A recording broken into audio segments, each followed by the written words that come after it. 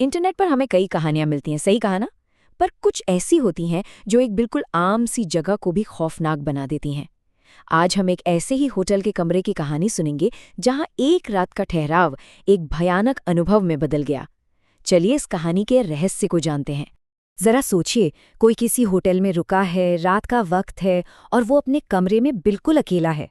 या शायद उसे सिर्फ ऐसा लगता है।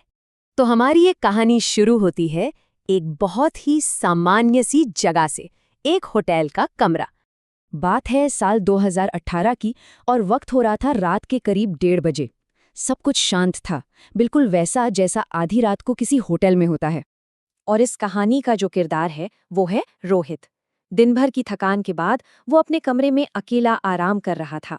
लेकिन उस शांति और अकेलेपन के बीच कुछ ऐसा होने वाला था जो उस रात का और इस कहानी का रुख हमेशा के लिए बदलने वाला था।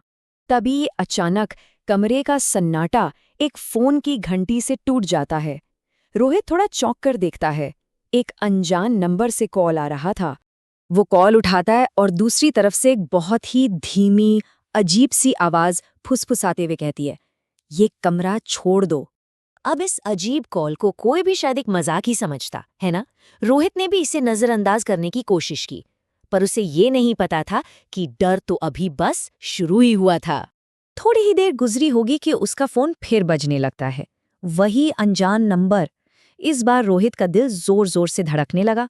वो थोड़ा हिचकिचाते हुए कॉल उठाता है। दूसरी तरफ से वही आवाज आती है, लेकिन इस बार उसमें जैसे एक नाराजगी थी।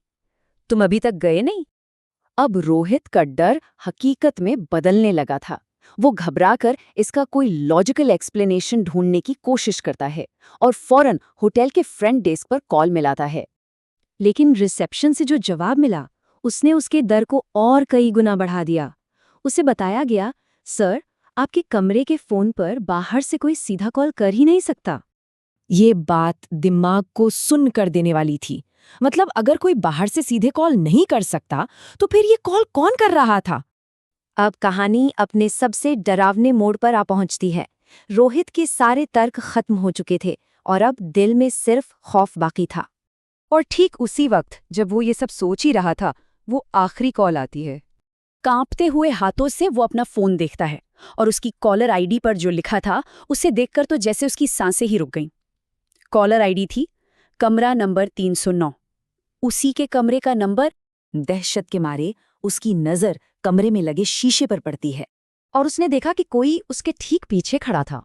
उस रात के बाद असल में क्या हुआ, इसकी पूरी जानकारी तो नहीं है, लेकिन जो कुछ भी हुआ, उसने उस कमरे पर एक गहरा साया हमेशा के लिए छोड़ दिया। कमरा नंबर 309, एक नंबर जो अब सिर्फ एक पहचान नहीं बल्कि एक डरावनी याद बन चुका है। कहते हैं वो होटल आज भी है और कमरा नंबर 309 मेहमानों के लिए आज भी उपलब्ध है। पर रोहित के उस अनुभव के बाद वहां कोई दोबारा नहीं रुकता। ये कहानी एक सवाल छोड़ जाती है। अगली बार जब कोई किसी अनजान कमरे में अकेला होगा, तो क्या वो सच में अकेला होगा?